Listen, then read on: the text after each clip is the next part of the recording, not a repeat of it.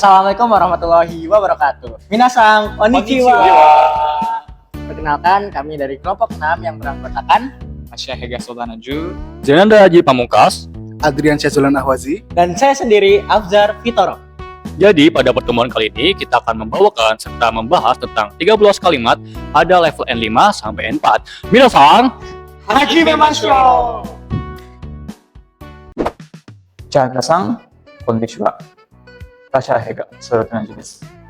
ここで私は日本語と普通で言いたくない私についてスピーチをしたいと思います。じゃあ早速始めましょう。私は将来、普通の会社員になるつもりですが、心の中では少し違う人生を生きたいと思っています。日本語を勉強している人は多いですが、テストの点数より自分の気持ちを伝えられる方が大切だと感じています。日本語は難しい言葉も多いですが、考え方を広げてくれる言語のようです。私が日本語を勉強している一番の理由は、日本の文化が好きだからです。毎日同じ生活を続けるのは楽そうですけど、成長できないかもしれません。だから私は日本語を通して新しい世界を見たいつもりです。今はまだ上手に話せませんが、来年は短いスピーチができる予定です。そのために忙しいでも少しずつ勉強しなければなりません。時間がなかったら単語だけでも覚えるようにしています。ここで一つ個人的な話をしてもよろしいでしょうか。日本語の勉強は大変だそうですが、続けると少しずつ楽しくなります。先生は間違えてもいいから話すことが大切だと言っていました。日本では真面目に努力する人が多いらしいです。その考え方に私はとっても影響を受けました。日本語の勉強が将来仕事に役に立つかどうかは正直まだわかりません。それでも日本語を続けることで自信がつくかもしれません。普通ではない道を選ぶのは少し不安ですが、後悔はしたくないです。だからこれからも日本語を学び続けるつもりです。じゃあ以上です。ありがとうございます。Hai Minasang, gimana nih pidato dari Hega-san? Oh iya Minasang, pidatonya tadi berjudul Nihongo to Futsude Itakunai Watashi. Nah, setelah tadi Hega-san berpidato, sekarang saatnya saya akan membedah satu persatu paragraf dari pidatonya Hega-san. Kita mulai dari paragraf pertama ya. Oke, paragraf pertama. Di kalimat pertama berbunyi, Watashi wa shorai futsu no kaisha ni naru tsumori desu ga, kokoro no naka de wa sukoshi chigau jinsei o ikitai to omotte imasu. Yang artinya, saya berniat menjadi karyawan biasa di masa depan, tetapi di dalam hati saya ingin menjalani kehidupan yang sedikit berbeda.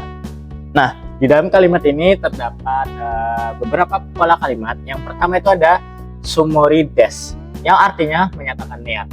Yang kedua ada kalimat to omotte imasu. Nah, kalimat ini biasanya digunakan untuk membuat kalimat yang lebih natural atau pendapat kita pribadi, seperti itu teman-teman.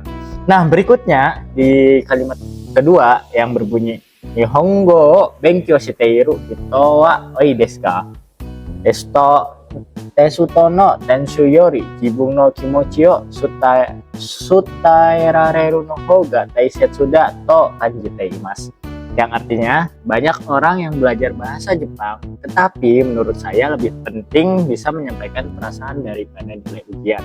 Nah, pola kalimat yang terdapat di kalimat kedua ini ada kalimat nani nani mori, nani nani houga. Nah, ini biasanya digunakan untuk pola perbandingan antar kalimat. Yang berikutnya ada o kanji teimasu, yang biasanya digunakan untuk pendapat pribadi yang lebih alami. Nah, berikutnya di kalimat ketiga itu berbunyi Nihon wa muzukashi kotoba mo oi desu ka? Tangai kata o hirogete kureru gengo da yo desu. Yang artinya, bahasa Jepang memang memiliki banyak kata sulit, tetapi bahasa ini memperluas cara berpikir. Nah, di kalimat 3 ini ada pola kalimat yo desu yang biasanya digunakan untuk memberi penekanan atau informasi penting. Berikutnya ada kalimat watashi ga nihongo benkyou shiteiru ichiban no ryu wa nihon no bunka ga suki kara desu. Yang artinya alasan utama saya belajar bahasa Jepang adalah karena saya menyukai budaya Jepang. Pada kalimat keempat ini terdapat pola kalimat yaitu karades. Nah, biasanya pola kalimat karades itu digunakan untuk menyatakan alasan seperti itu.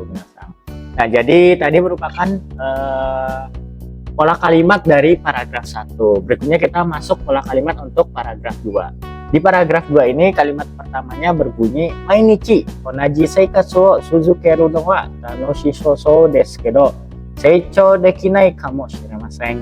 Nah, artinya menjalani kehidupan yang sama setiap hari terlihat mudah, tetapi mungkin kita tidak akan berkembang. Nah, pada kalimat pertama di paragraf kedua ini terdapat dua pola kalimat. Yang pertama itu kalimat so desu yang biasanya digunakan untuk menyatakan informasi yang terdengar atau untuk menyatakan suatu kesan. Yang kedua itu pola kalimatnya adalah kamo shiremasen. Itu biasanya digunakan untuk suatu kemungkinan. Baik, kita lanjut ke kalimat kedua ya teman-teman. Itu kalimat keduanya dakara watashi wa nihongo wo toshite atarashi sekai o mitai sumari desu. Yang artinya karena itu saya berniat melihat dunia baru melalui bahasa Jepang. Nah, pada kalimat ini terdapat pola kalimat, hanya satu pola kalimat yaitu sumori desu yang biasa digunakan untuk menyatakan niat yang jelas. Kalimat berikutnya adalah imawa mada yozu ni hanasemasen ga rainen wa mijikai sukichi ga dekiru yotei desu.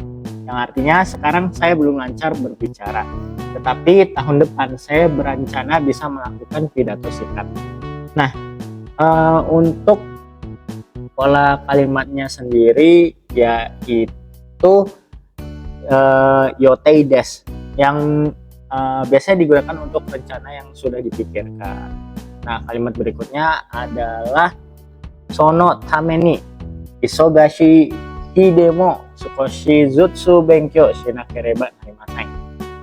Yang artinya untuk itu meskipun hari sibuk, saya harus belajar sedikit demi sedikit. Nah, di kalimat ini terdapat pola kalimat nakereba narimasen yang biasanya digunakan untuk menyatakan suatu kewajiban seperti itu teman-teman. Kita lanjut ke kalimat berikutnya yaitu jikan ga nakattara tango dake demo oboeru yo ni shiteimasu. Yang artinya jika tidak punya waktu, saya berusaha menghafal kosakata saja, maaf teman-teman. Nah, di kalimat ini pola kalimat yang ada yaitu kalimat nani tara yang biasa digunakan untuk bentuk biasanya untuk kalimat yang ada jikanya seperti itu teman-teman. Nah, mungkin itu sedikit penjelasan dari paragraf 1 dan 2 dari pidato yang Hega-san sampaikan tadi. Kita lanjut nanti di paragraf 3 oleh teman saya yaitu Zeng-san. Terima kasih. Baik, di sini saya akan lanjutkan untuk paragraf ketiga yang berbunyi Kogo de hitotsu kojin tegina hanashi o shitte mo yoroshii deshou ka? Yang artinya, bolehkah saya menyampaikan satu cerita pribadi di sini? Oke, untuk penjelasan pada kalimatnya adalah yang pertama, untuk pola kalimat yoroshii deshou ka yang artinya izin sopan atau pidato ya. Lalu, pada kalimat kedua berbunyi Nihongo no benkyou wa taihen ga sou desu ga. Lalu, suzukeru to sukoshi zutsu tanoshiku narimasu. Yang artinya, katanya, belajar bahasa Jepang itu sulit. Tetapi, jika diteruskan, perlahan menjadi menyenangkan. Oke, untuk penjelasan pada kalimat tersebut adalah ada pola kalimat so desu yang artinya informasi dari orang lain. Lalu, kita masuk ke kalimat ketiga, itu berbunyi Sensei wa machigai tamoi kara hanasu koto ga taisetsu da toite imashita. Yang artinya, guru saya mengatakan bahwa berbicara itu penting meskipun salah, teman-teman. Penjelasan pada kalimat tersebut adalah toite imashita, yang artinya menyampaikan ucapan orang lain. Lalu, lanjutnya, ada kalimat yang berbunyi Nihon de wa majime ni doryoku suru hito ga oirashi desu, yang artinya katanya di Jepang banyak orang yang berusaha dengan sungguh-sungguh. Untuk penjelasan pada pola kalimatnya adalah rashi desu, yang artinya dengan atau informasi yang tidak pasti. Seperti itu. Hai minasan, setelah kita mendengar penjelasan dari pola kalimat paragraf ketiga, selanjutnya kita akan melanjutkan ke pola kalimat dari paragraf terakhir, yaitu paragraf keempat. Yang pertama ada Nihongo no benkyou ga shourai shigoto ni yaku ni tatsu kadoka wa shoujiki mada wakarimasen. Yang artinya itu, apakah belajar bahasa Jepang akan berguna untuk pekerjaan di masa depan atau tidak? Saya sendiri masih belum tahu. Nah, penjelasannya itu ada di pola kalimat kadoka, yang artinya itu apakah iya atau tidak. Kalimat selanjutnya ada Sore demo Nihongo suzukeru koto de jishin ga tsuku kamo shiremasen, yang artinya namun demikian, dengan terus belajar bahasa Jepang, mungkin rasa percaya diri saya akan tumbuh.